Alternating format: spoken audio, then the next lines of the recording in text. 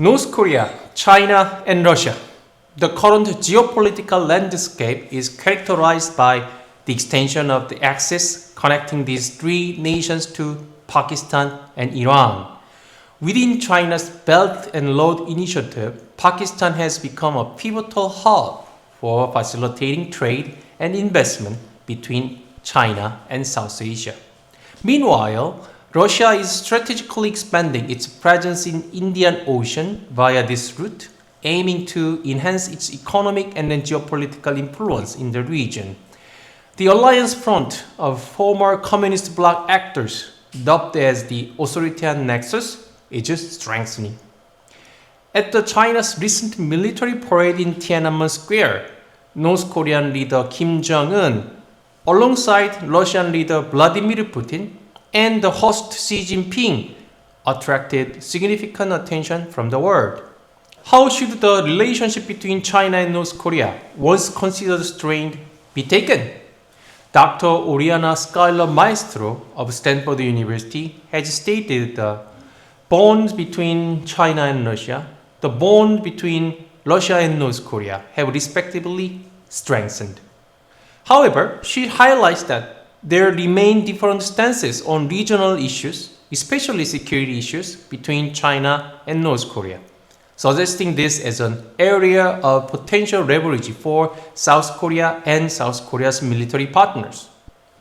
The growing military alliance among North Korea, China, and Russia, India is another regional actor strongly opposing this.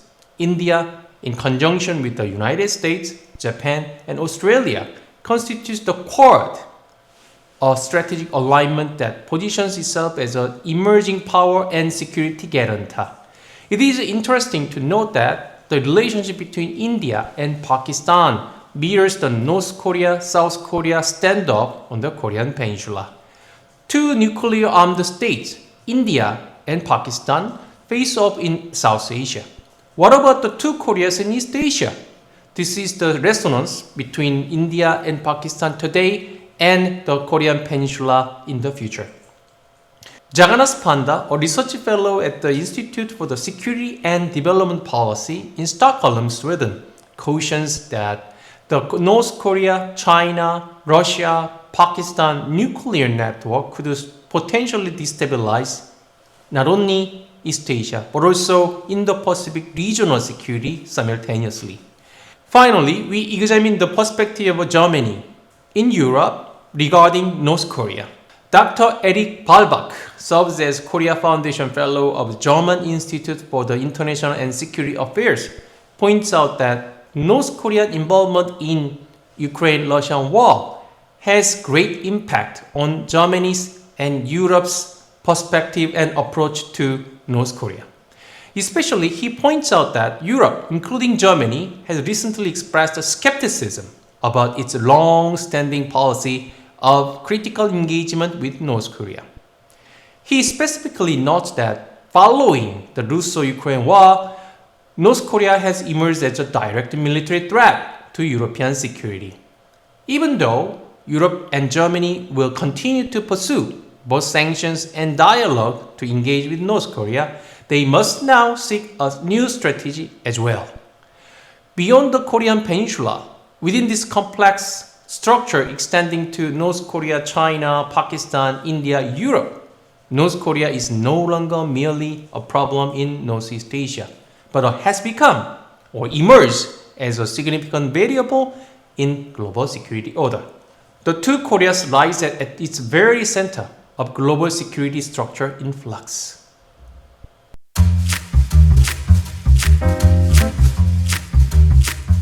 Okay, today we invited world-renowned scholar and policy analyst, Dr. Jagannath Panda of Institute of Security and Developmental Policy.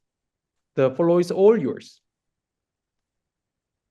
Professor Pehek, good morning from Stockholm, and glad to be here in your podcast. And I also thank your excellent team, Ms. Zoe, and others for arranging this. Great pleasure to talk to you. Let me share with you my brief ideas. And, this is a topic that is not really very often discussed in the Asian or in the Indo-Pacific context, but I'm sure lot from South Korea, from Korean Peninsula, from East Asia, and from the wider Indo-Pacific region. They want to know how does really India look at North Korea, and how does really India look at the Korean Peninsula per se. And I think in my talk, I'm going to share some of my views and perspective on these issues. I think one of the fundamental issue that comes to many analysts and scholars' mind to understand that how does really India look at DPRK, Democratic People's Republic of Korea. I think in order to understand the dynamics between India and DPRK, we need to go back to a little bit history. I think India was one of the first non-communist countries to recognize the DPRK in 1973.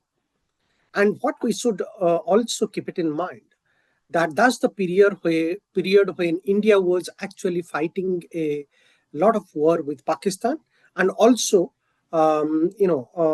just overcome from the difficulty of facing a war with China in 1962. And that is the period in early 70s when there was a lot of geopolitical shifts was undergoing.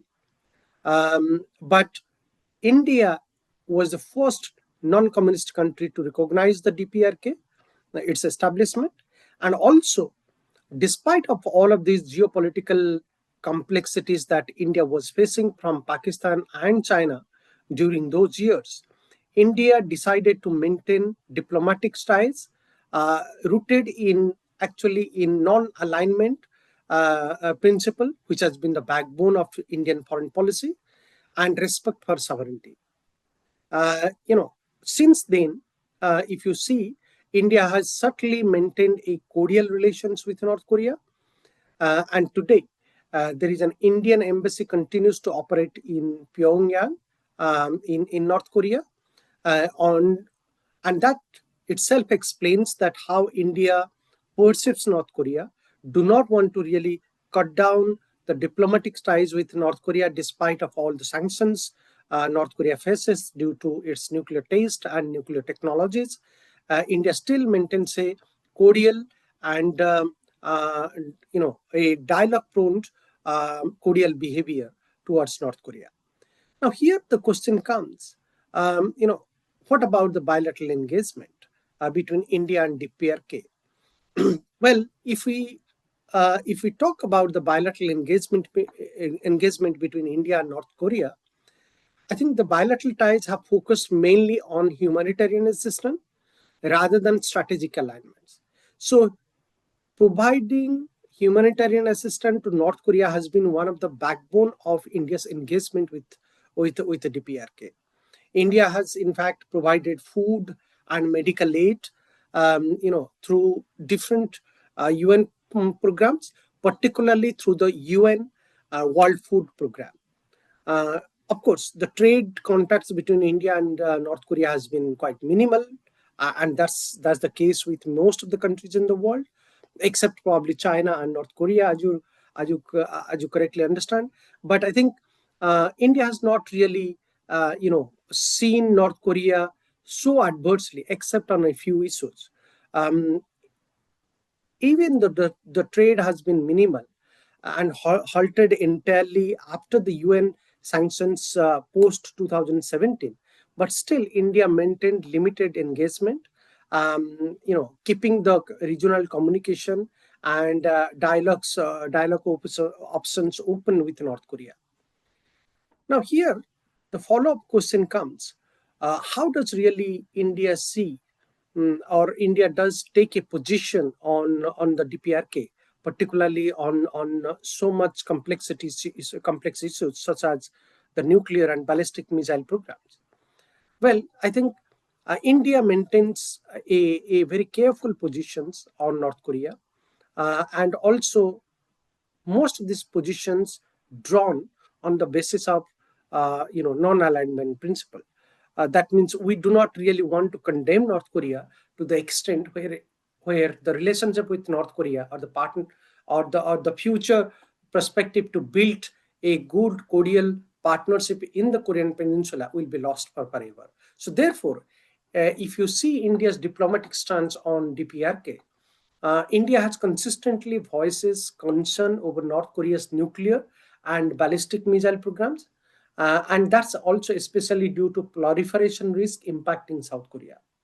While condemning violations of UN resolutions, India avoids confrontational rhetoric, and that's what you could see in India's policy stand or India's position in the UN resolutions. India does not really, express a strong condemnation or doesn't really express its views or stance in such a way which will confront with the DPRK. It supports sanctions. India actually supports sanctions targeting weapons development while safeguarding humanitarian channels. That means India wants to maintain a humanitarian channel of communications with the DPRK, but at the same time, it sanctions weapons, it sanctions and supports UN resolutions, which targets weapon development and proliferation issues, particularly promoting the nuclear weapons. And in fact, if you go into the details, India's concern has been about how North Korea is deeply engaged in the South Asian strategic periphery. As you know, the entire nuclear issues is linked with North Korea's nuclear issues are linked with the Chinese assistance and also backdoor support of Pakistan. As we know, Pakistan through its very well-known scientist, A.Q. Khan, has supported North Korea in terms of providing knowledge and nuclear technological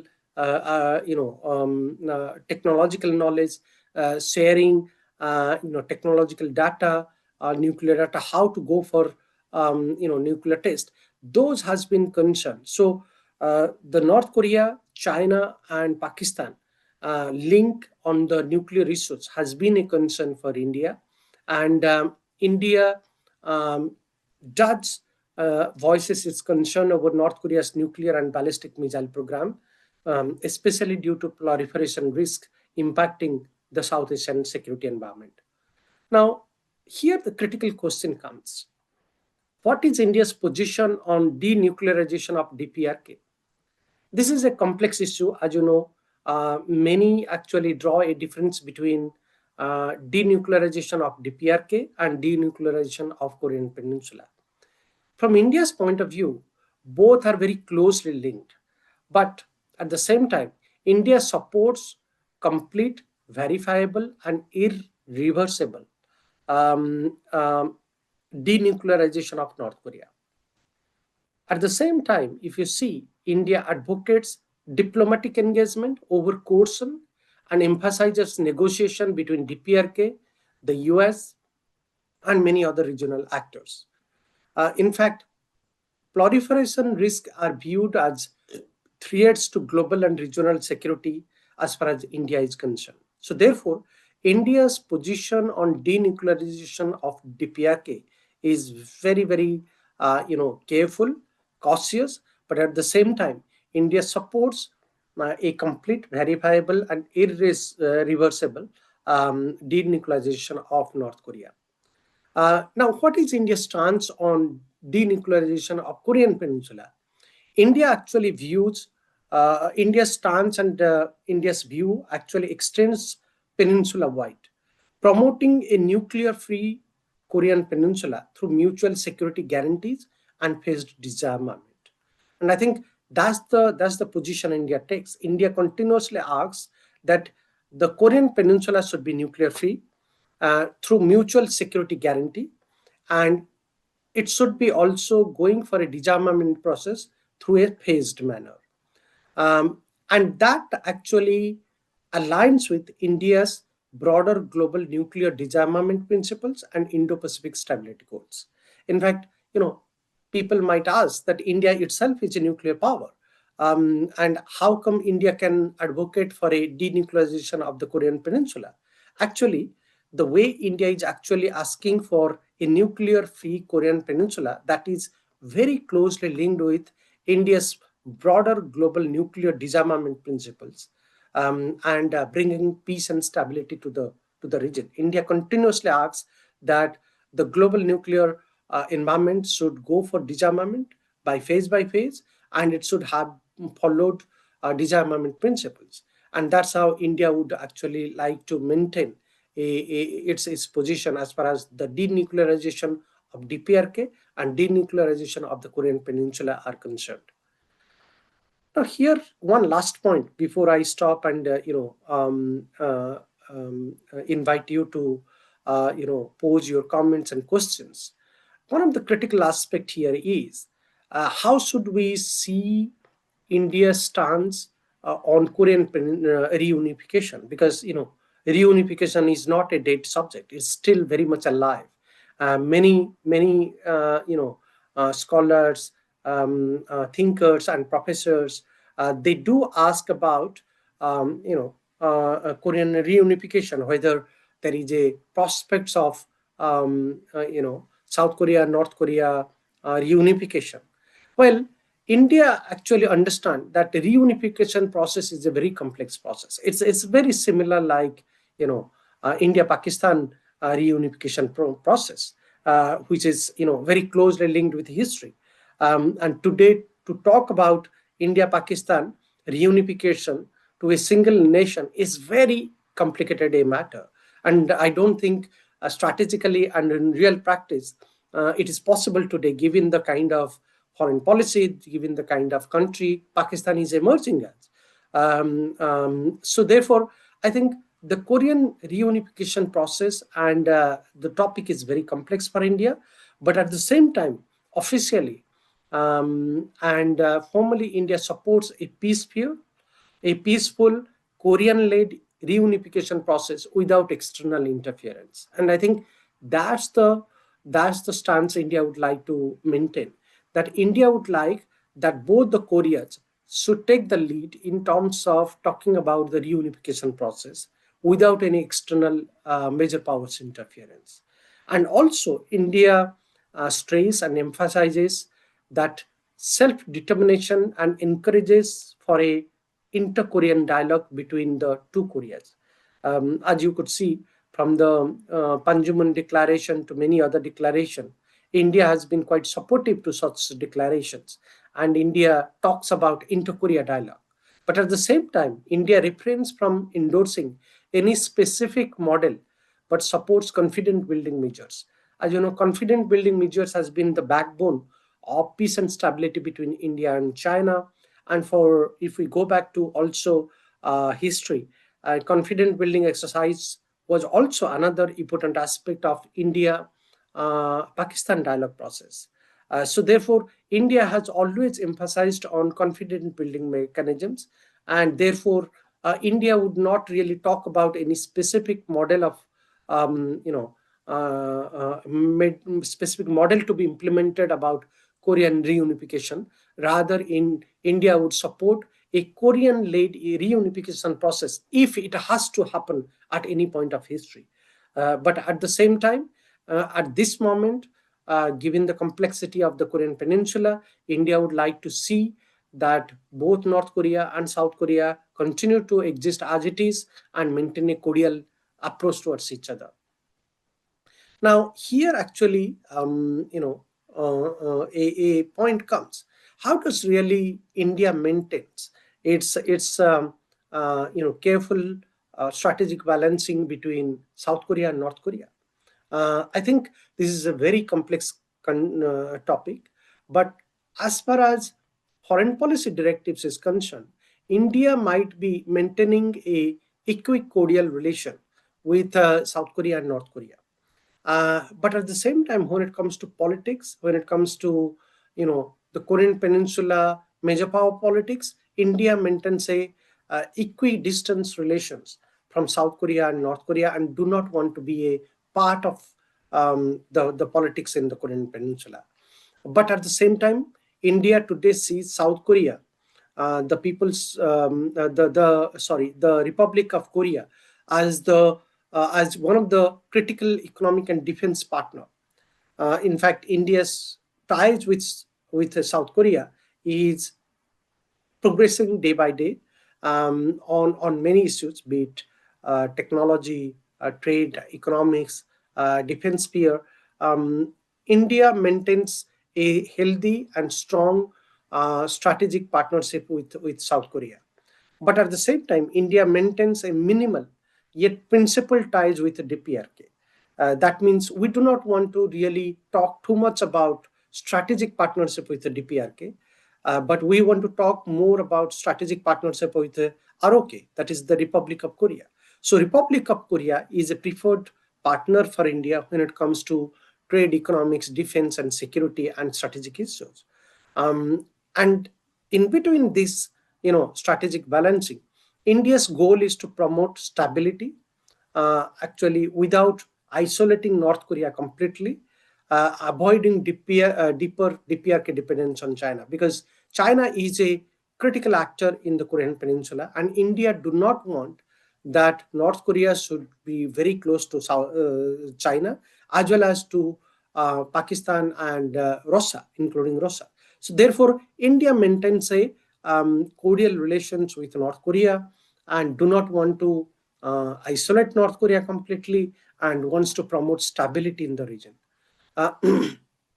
Now, here, the big picture. What is India's approach when it comes to act as a responsible regional or global actor? Of course, Korean Peninsula matters to India. India has a active Act East policy. So under the Act East policy, we see both South Korea and North Korea are two important partners and two important countries in the Korean Peninsula. Therefore, India aligns DPRK policy with global non-proliferation commitments through humanitarian aid, dialogue advocacy, and adherence to UN mandates. India positions itself as a balanced and responsible stakeholder in Asian security. At the same time, as I mentioned earlier, South Korea is a critical country to India, and the partnership with South Korea is being given a huge preference in Indian foreign policy. So therefore, when it comes to the partnership with South Korea, India sees South Korea as a critical bilateral partner, as well as a partner in Asia and in the larger Indo-Pacific. As you know, if you see India-South Korea joint statements today, it's not only bilateral centric. It actually talks about so many critical issues, particularly in the Asian context as well as in the wider Indo-Pacific context. There has been few discussion about how India and South Korea should improve the ties in the multilateral forums. So the South Korea ties is critical to India. India sees South Korea as a critical partner in global forums, in many global multilateral forums. So the relationship is improving continuously, and particularly in the area of science and technology, defense, including in semiconductor. South Korea is emerging as a critical partner for India, and India want to capitalize on that.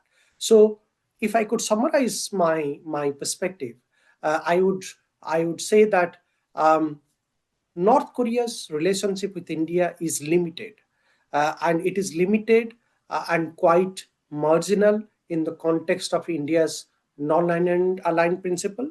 And India still says that India can implement a principle of strategic autonomy. That means we could still continue to engage with North Korea, but that does not mean the relationship with South Korea is not given preference. In fact, the relationship with South Korea is one of the priorities in recent years in Indian foreign policy, and that's how India positions itself.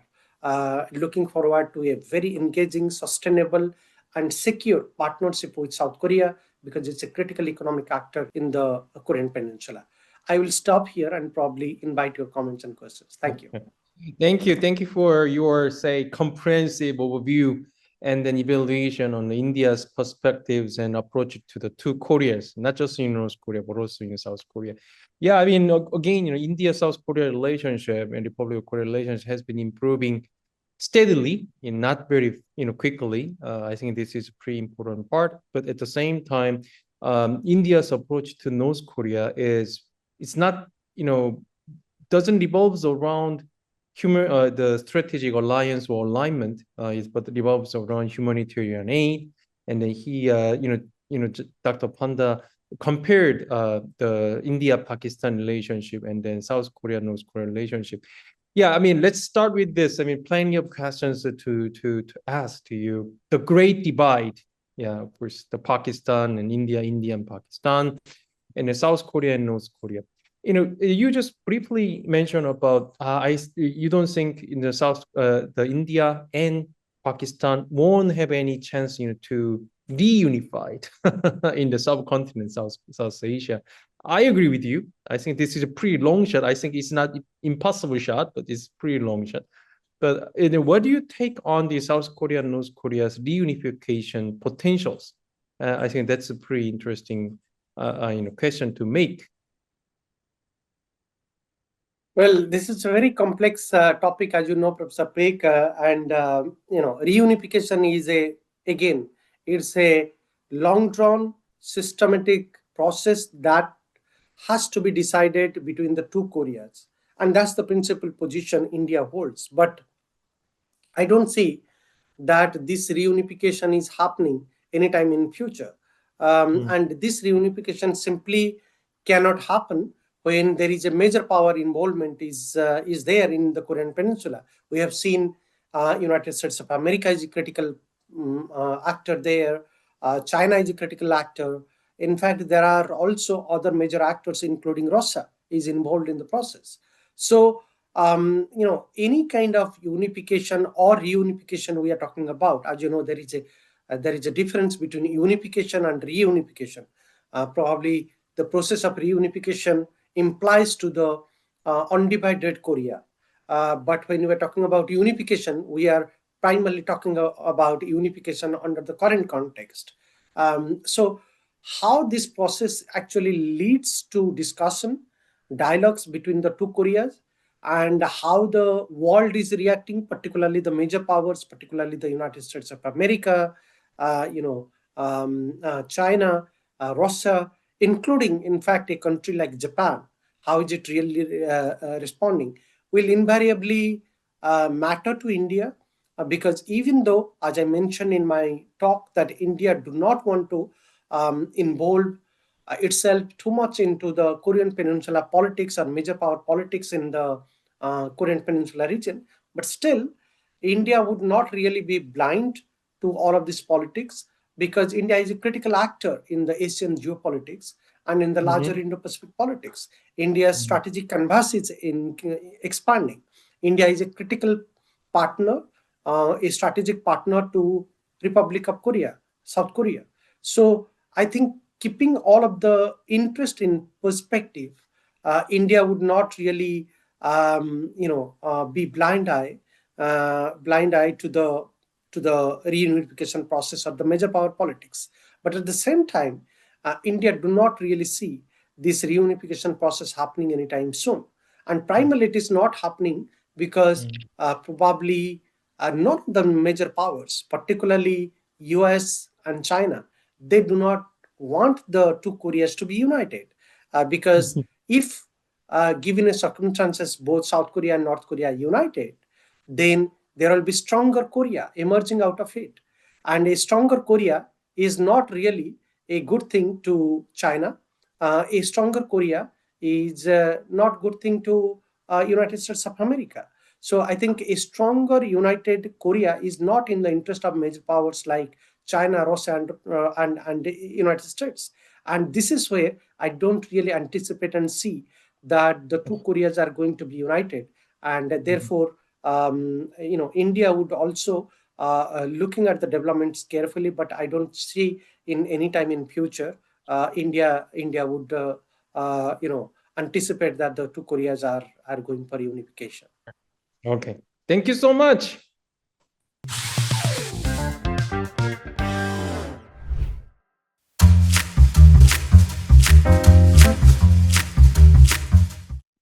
Today we invited the Dr. Eric Balbach from the Stiftung Wissenschaft und Politik. the German Institute of International and Security Affairs.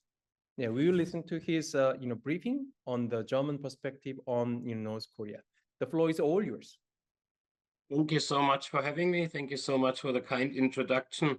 I want to say a few words about my personal motivation on studying Korean Peninsular affairs. This started between 25 years ago now, and my motivation in getting into especially also North Korean affairs was basically that 25 years ago, when you still had to consult libraries for your research, primarily there was hardly any quality material which I could find, especially in Europe.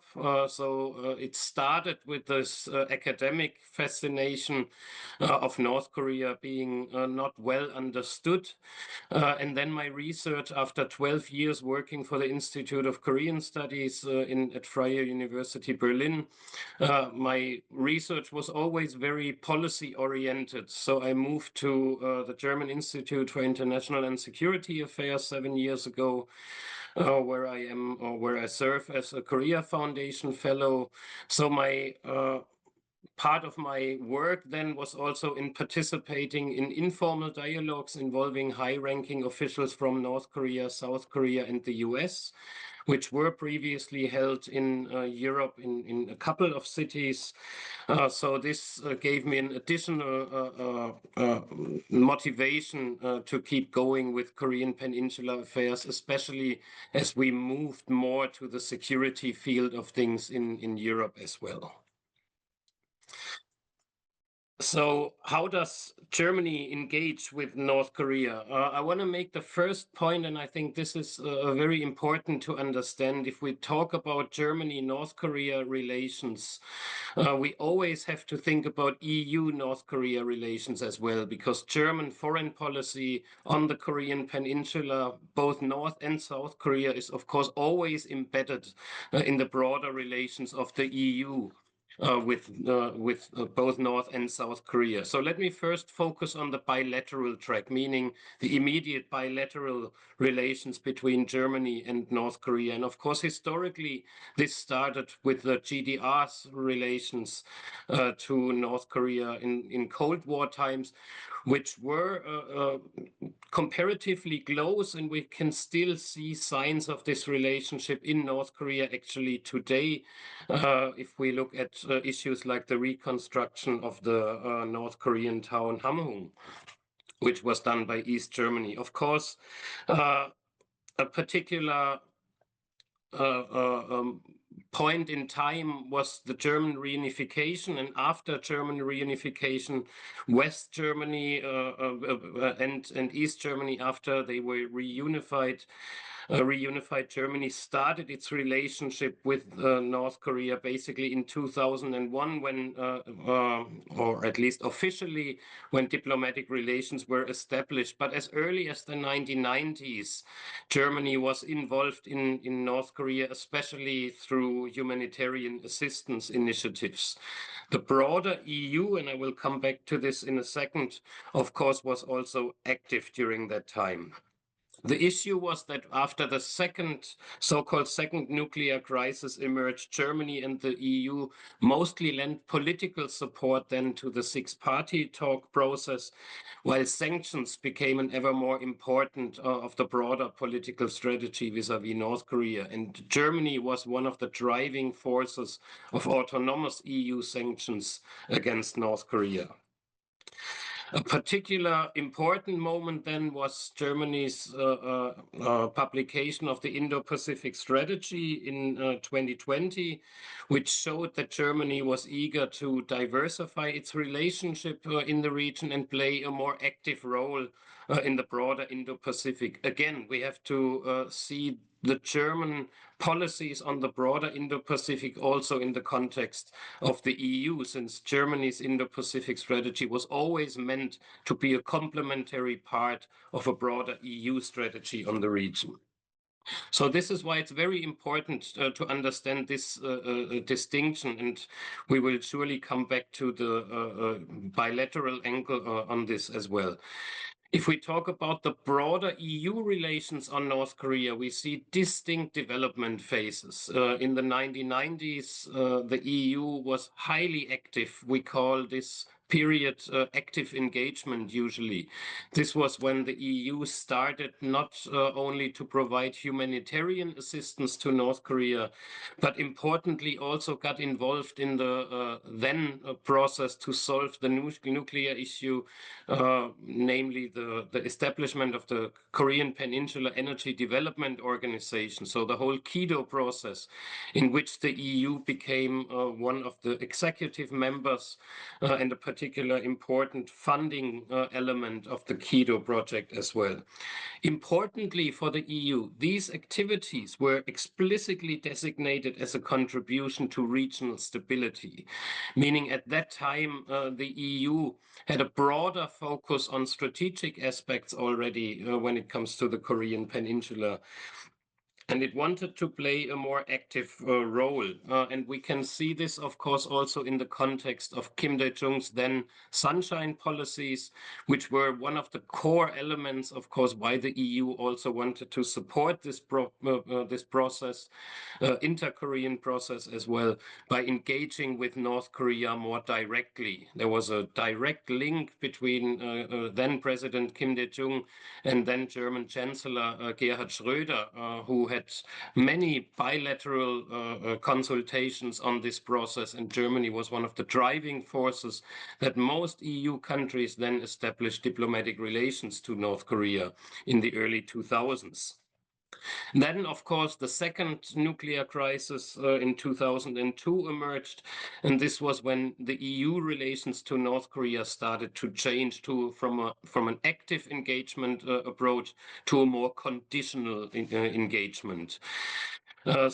While some of the initiatives were halted, humanitarian assistance continued, and the EU had established a political dialogue with North Korea, which also continued during that time. But the more active role of the EU then started to, let's say, become more conditional.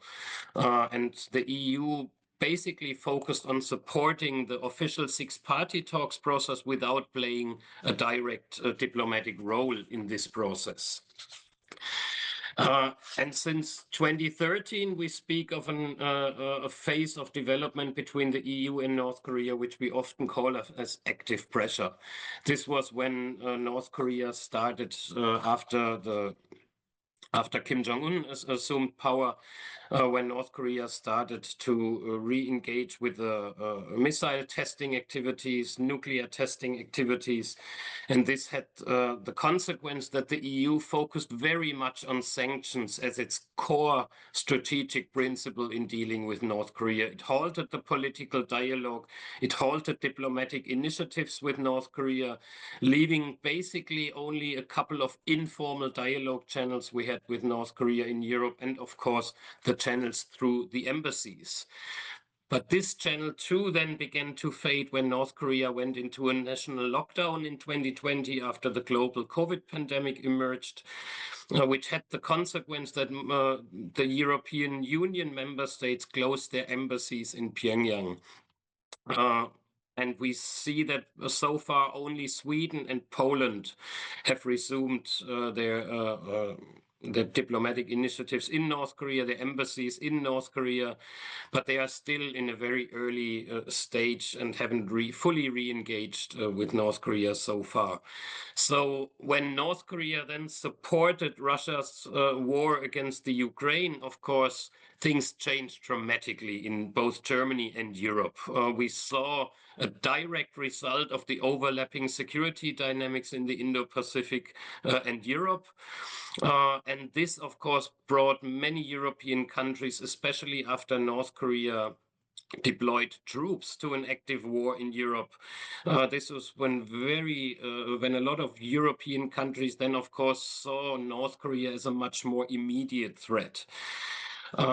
plans to resume political dialogue between the EU and North Korea have been halted, therefore.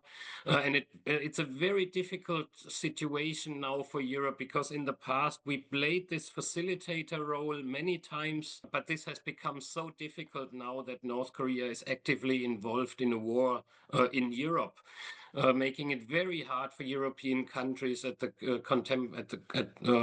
current circumstances to re-engage fully with North Korea, to propose a diplomatic initiatives, leaving Europe a little bit on the sidelines of events at the moment, of course.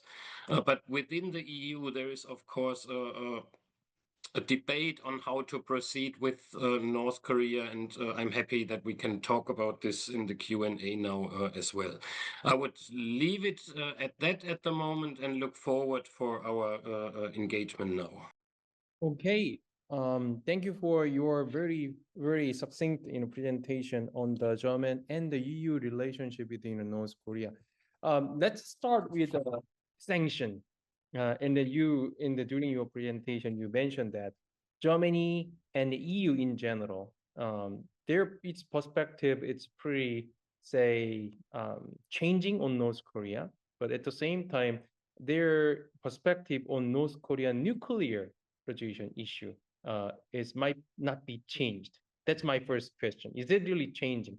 Number two is, what about the reliability or effectiveness of a sanction? Does Germany and does the EU think that this sanction on North Korea regarding the nuclear weapons and ballistic missile development is still viable or not? Let me start with the second question on sanctions. There are different motives and different rationales in a way linked to both UN and EU sanctions against North Korea. And of course, one of the objectives of sanctions was to change North Korean behavior, which ultimately did not happen. But there was always also another aspect to the sanctions, mainly to signal both to North Korea and to other countries that if you go down this route, we will sanction you whether you change your behavior ultimately or not. This is basically the aspect of sanctions which should increase the cost for North Korea to continue down its path, to make it more difficult. I don't think that anyone in Europe actually thinks that these sanctions will directly change North Korean behavior, but they will make it more costly for the North Koreans to further continue down this road. And I think this is what we have to differentiate when we think about the objective of those sanctions. It's also to signal to other countries that if you go down a similar path, of course, this will be both politically but also economically costly to you. So this is one of the aspects. Second aspect we have to mention here is that EU sanctions, of course, mainly consists, or the backbone of EU sanctions, of course, is the UN sanctions regime. But from the beginning, from the early stages in 2006 onwards, the EU sanctions regime actually went further than the UN sanctions, with additional listings of individuals, for example, with a broader sanctions on an earlier sanctions regime on delivering any kinds of weapons or dual-use goods to North Korea. So in the EU, Germany, France, and before Brexit, the UK have been the driving forces behind those sanctions regimes. And I actually don't see an end to it even now, that the main, I would say, driver of sanctions now has moved outside the UN Security Council due to Russia and China basically openly breaking those sanctions resolutions now. And we see a multilateral sanctions team now that cannot, of course, replace what the UN did. But we see this strong effort also by Germany to continue and uphold the sanctions regime. And this is why Germany also deploys annually ships to the Indo-Pacific now, part of their mission is to supervise that these sanctions, that the sanctions regime is implemented. So even though this is just an aspect of it, it became a core element also of Germany's and the EU's North Korea strategy, this whole sanctions issue. To your first question, if behavior actually changed, I would say over time the EU's behavior vis-a-vis North Korea changed quite dramatically from a really active player and providing opportunities for economic and political engagement with North Korea now to a very restrictive behavior, I would say, focused on sanctions first, without any, let's say, diplomatic initiative in the pipeline at the moment. As I mentioned before, it's very difficult for Europe, while North Korea is fighting in an active war in Europe, to start any diplomatic initiatives with North Korea now. But it's a good sign, I think, that first embassies reopened, because we need credible information on North Korea, and ultimately we need to talk to North Korea too when we find the right framework. And maybe at the moment this right framework would primarily be more the unofficial level, so not starting a formal diplomatic initiative with North Korea, but maybe see if there is space for some informal communication channels now. Okay. And let's talk about a little bit about Germany, and that's the follow-up question. The Russian aggression. Russia doesn't hide its intention to say expand its war, beyond the Ukraine. Not just Moldova, Lithuania and then Poland and other countries feel very threatened, and then Germany is right behind it.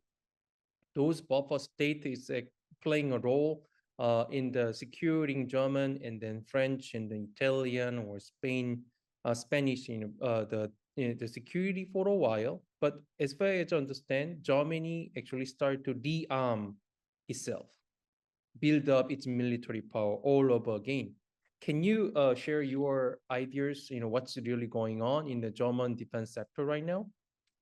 Yes, after Russia's invasion of the Ukraine, our former German Chancellor Olaf Scholz gave a speech which was widely, of course, acknowledged, because Germany has, due to its past, has been very, let's say, hands-off, had a hands-off approach to our defense industrial base.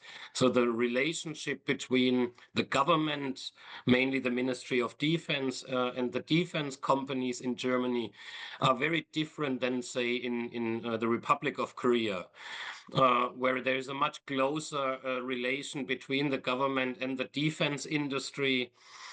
In South Korea, there's what we call an ever-warm production in the defense industry due to the ongoing conflict with North Korea. And in Germany, we had this very much an hands-off approach. And then after Russia's invasion of the Ukraine, the then Chancellor Scholz gave a speech which was entitled as Zeitenwende, so a change of times, basically a transformational change in a way, to the degree that Germany was in a different era, a new geopolitical era, and it had to react to it, meaning it had to rebuild, we have to rebuild our defense industrial base, which in the last decades, basically, since we were living in peace times, and we had not been investing in our defense industrial base as other countries. And this was rightly criticized also by the US in the past, not only by Donald Trump, but by his predecessors as well. And since Russia's invasion of the Ukraine, all of this changed with a huge investment now in rebuilding our defense industrial base. With a more strategic communication between the government and the defense industries, and a more, let's say, a much more visible approach to our own security and defense. Not so much, of course, relying on other countries, even though other countries are inherently important, but also strengthening NATO as a whole. And Germany wants to contribute to the strengthening of NATO by investing massively now in its defense industrial base. My last question before I let you go. Let's go back to North Korea in the Ukraine. My last question is, how long will North Korean troops stay and fight against Europe and then Ukraine in Russia right now? That is, of course, a very difficult question to answer. It really depends on the broader developments now of the war. Will we be successful in achieving any kind of at least stopping of the fighting? Will we achieve a peace agreement? This is all very, very far in the future at the moment. But I think North Korea is heavily invested in Russia's war against the Ukraine. And my argument would be that it's not only Putin now who has a direct stake in winning this war. It's also Kim Jong-un by now who invested heavily economically and politically. It was a big risk for him what he did there, and I guess if the price is right and we don't know exactly what the North Koreans actually get from Russia for sending weapons, but also especially for the troop deployments, we are of course not 100% sure what they receive in turn. But if that what they receive from Russia is what they actually need at the moment, either technological know-how, if we think about re-entry technology of ICBMs, if this is what they actually get, I think they are even more invested to continue. So our challenge would be, how can we break up this close relationship between North Korea and Russia, at least once the fighting is over in the Ukraine? Because then, of course, the nature of Russia-North Korea relations will get into a new phase. And then it is, we should ask the question, will it go on? Will this close relationship survive the fighting in the Ukraine? Or will reality be new then for both countries?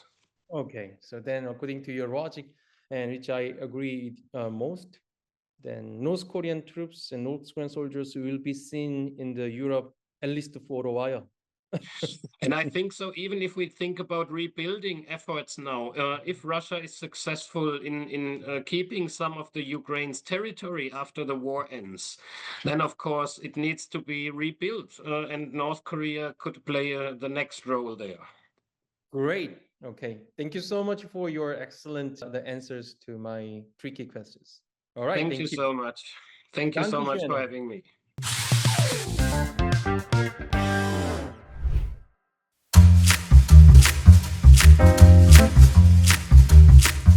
Thank you. Thank you for joining us, Dr. Professor Oriana Skylar, Mastro, and then she's in Italy, which is beautiful. And floor is all yours. Thank you for having me. As you mentioned, I'm in Europe right now, and I think it really highlights how connected now Europe is to Asia, and how things that happen on the Korean Peninsula are so important also for obviously South Korea, but the rest of the world. So I have slides here that I can show if you want me to share them. These mainly highlight, go ahead and do that. They mainly highlight recent developments in the relationship between North Korea, China, and Russia. In this context, it's really important to understand some developments that are of great concern and some things that we still have to watch as we move forward.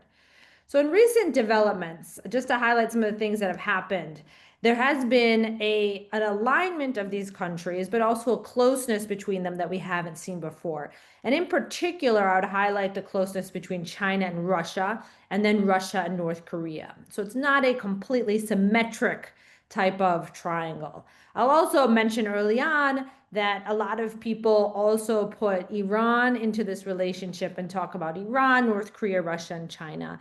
But in this context, as a China expert, I will tell you that Iran doesn't really have the same level of strategic alignment with China. And so I prefer to think about it as a triangle instead of an autocratic quad, as some might refer to it as. So between China and North Korea, the relationship, and I've written elsewhere, we have to be honest, this is not a good relationship. The two sides don't like each other. I remember 10 years ago, even more, 20 years ago, when I did my first research project in Beijing about their relationship with North Korea. At that time, a Chinese leader had not met with Kim Jong-un. They used to complain that the North Koreans would test during times that were sensitive to China, but that for strategic importance, mainly that China wanted to ensure a level of influence over events on the Korean Peninsula, they had to maintain the relationship. And so just last month, we saw that there was the anniversary of the signing of their treaty. And in effect, the treaty that China has with North Korea is its only military alliance. China, in the Cold War, signed this agreement, but has since decided that alliances are not the way to organize relationships with countries, and they prefer strategic partnerships. And so the relationship with North Korea is sort of a remnant of that. China continues to have influence over North Korea, in particular economic leverage, as they account for over 98% of the trade that North Korea has. And so just like Russia now, more and more after the war in Ukraine with the sanctions that Russia is facing, Russia is becoming more and more economically reliant on China, and so is North Korea. So it's an interesting alignment dynamic because alliances are usually about military aspects, and we'll get to that in a second. But really for these countries, some aspects of the closeness of these relationships and the ability of these countries to wage wars or to be disruptive forces in the international system are not because China protects them militarily per se, but because China protects them economically. The Chinese do have very strong views about nuclear issues.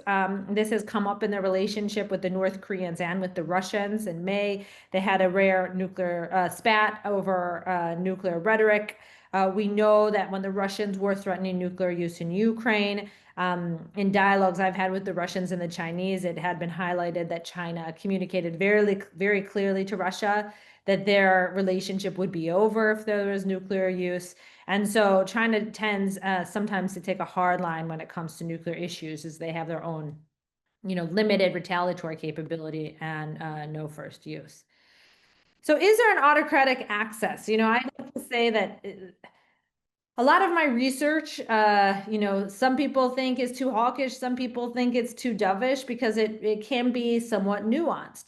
These countries have in recent months taken on responsibilities that they've never taken on before, right? Chinese and North Korean troops took part in a military parade in Moscow. We know that North Koreans have been sent to fight on behalf of Russia and Ukraine, which was a first. Russia, meanwhile, has provided significant weapon systems to the DPRK, like fighter jets, surface-to-air missile systems, armored vehicles, missile technology, and food aid.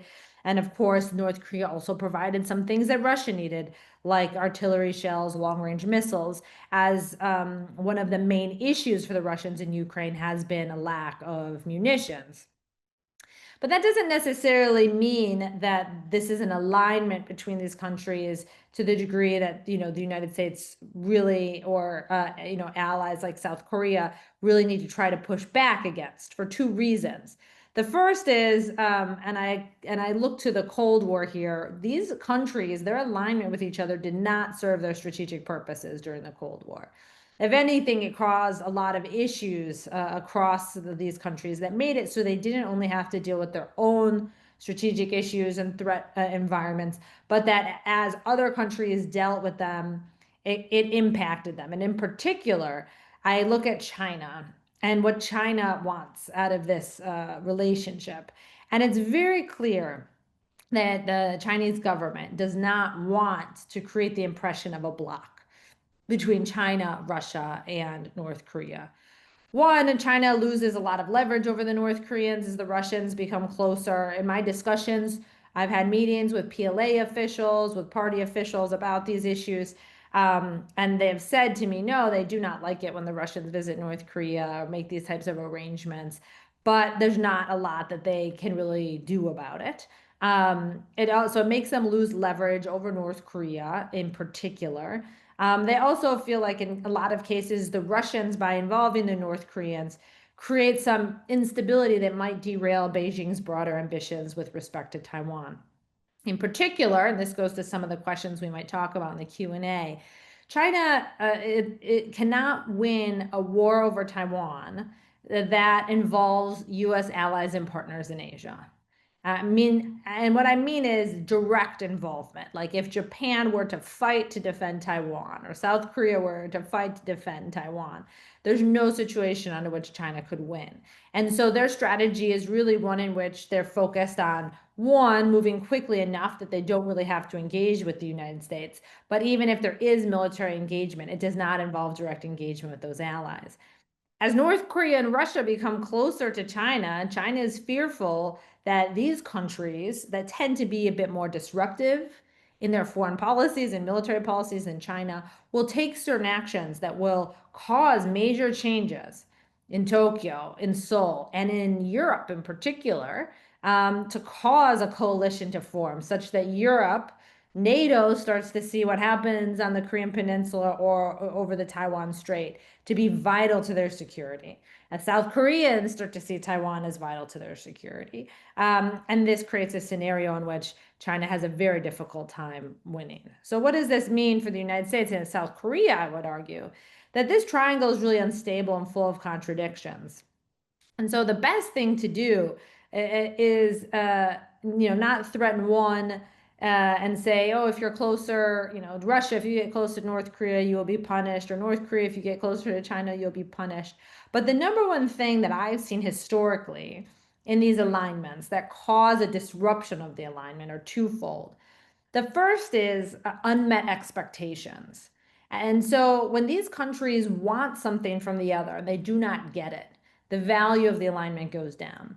When the United States or South Korea or others step in with threats, this provides deniability for why certain things were not provided. So I'll provide an example. China would never have sent military personnel to support Russia in the war in Ukraine, and they never would have sent as well clearly, offensive military systems to Russia. The United States, concerned though that this would happen, issued a series of public demands and threats against China, such that when the Chinese were going to fail to support their ally, instead of it being obvious to the Russians that this support was not forthcoming, they were able to blame the United States for it, thereby preventing, perhaps, a wedge from forming. And then the second thing that causes these countries to disintegrate in terms of their relationship historically is not that they have to have different threat perception. So it's a very high standard to say we want to convince Russia that China is more of a threat to them than the United States is, or convince North Korea that the Russians are more of a threat to them than the United States is. That is not necessary. What is necessary is that they have different approaches. So all these countries can continue to agree that the main strategic challenger is the United States. But historically, when they have disagreements over how to handle the United States, and in particular when they feel like their partner's way of doing things creates certain patterns of behavior in the United States and its allies that are bad for them, that's when things tend to fall apart. So we should leverage this. And one of the things that I argue is that China doesn't want to be a part of this bloc. They want all the benefits of the relationship with North Korea and Russia with none of the costs. And so because of that, we should treat them like they are a bloc. We should criticize China when North Korea does something bad, criticize China when Russia does something bad, because this will create that instance in which they start to feel like the alignment is no longer worth it. And of course, we should show that, these threats are, regional, they impact all of us, and continue with some of the major steps that have happened between Japan, South Korea, and U.S. alignment. I will end by saying that I had a very senior party official. I had dinner with a very senior Chinese Communist Party official after I'd published something about these recommendations in Foreign Affairs, and he said he read the article, and I asked him, "Oh, how did you like it?" And he said, "I did not like it." And I said, "What did you not like about it?" Because it argues China doesn't want to be a leader of an autocratic bloc, which I thought he would like because in Washington, that was gaining a lot of traction. And he said, "What I don't like is the idea that we would have to pay the cost of bad Russian or North Korean behavior." So for me, what that shows is that those are viable recommendations. Usually if the Chinese don't like something, it means it's a good idea. And so hopefully that's a little bit of information to help us open up to a greater these issues. Of course, Chinese care about the grand strategy of the United States, of course, and at the same time, China tried to control many, moving factors and moving parts in here and there. But and then Russia and then North Korea do not listen to China's order.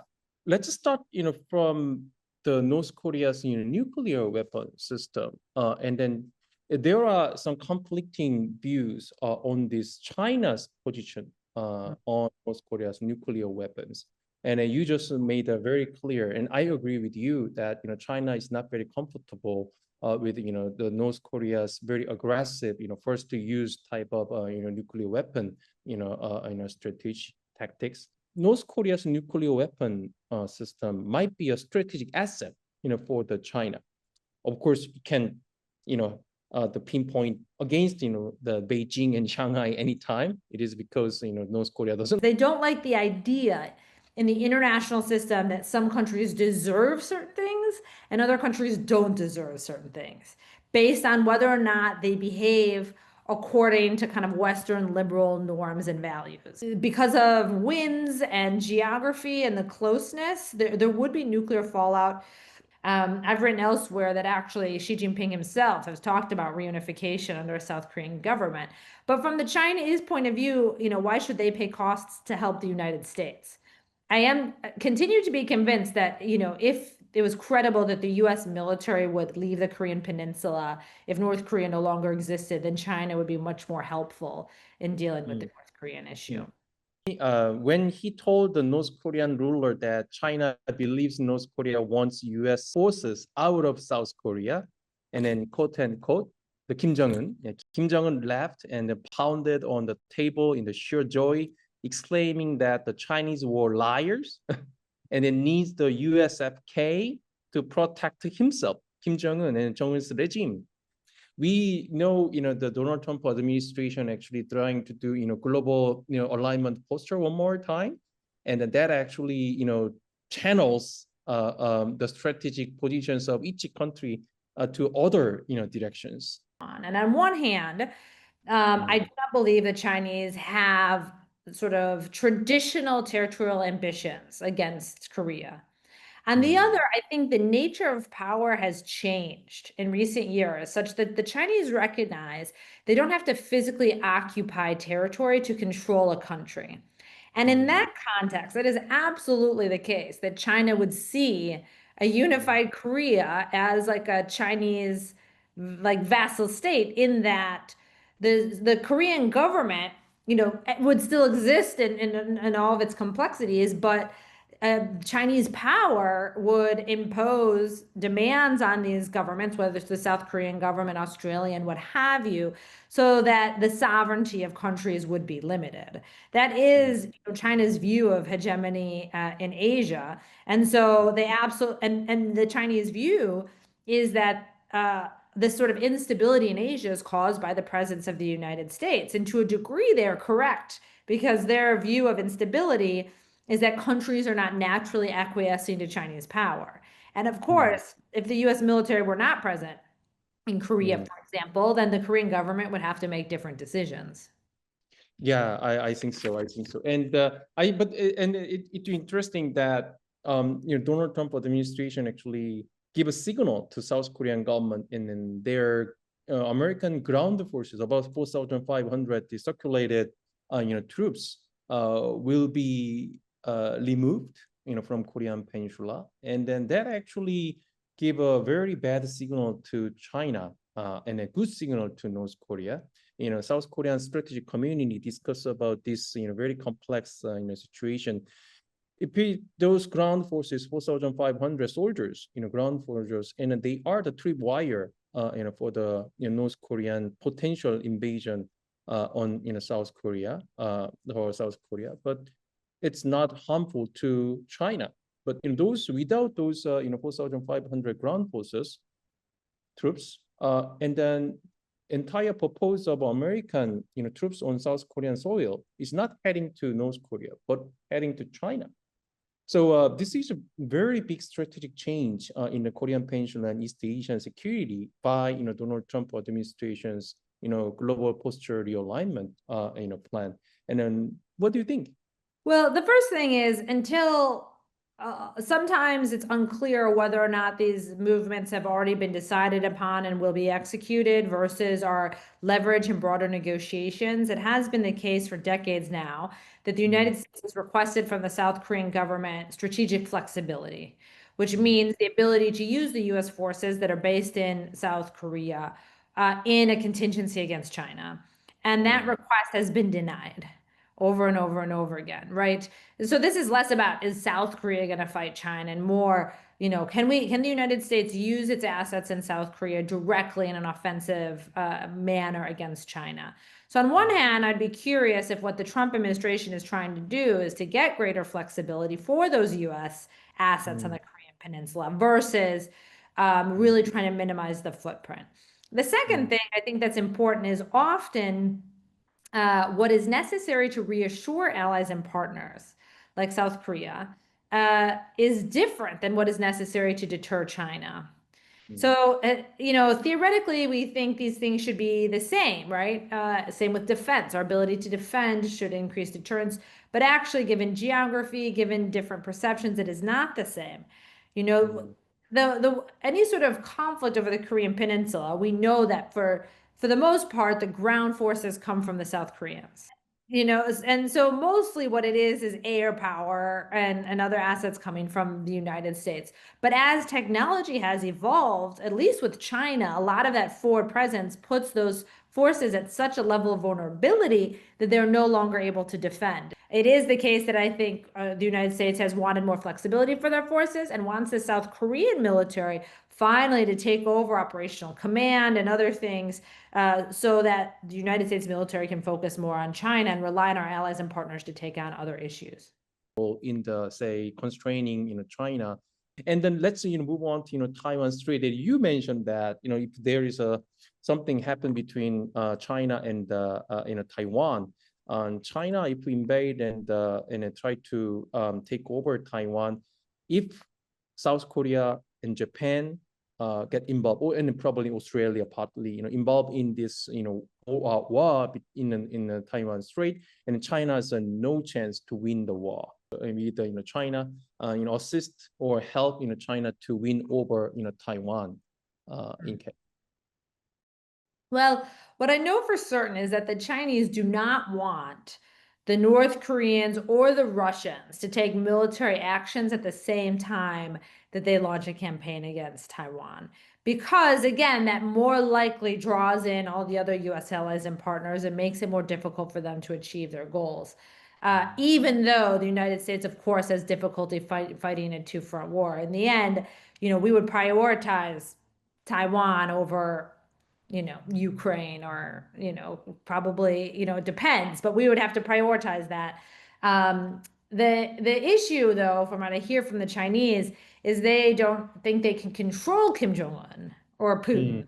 So from Kim Jong-un's perspective, I'm not a North Korean expert, but it does seem like when US forces are tied down doing something else, that would be the most opportune time if you're going to do something to do it then. So I think concerns about multiple conflicts at the same time, those are legitimate concerns, but not because the Chinese are deliberately coordinating those attacks among their North Korean and Russian partners.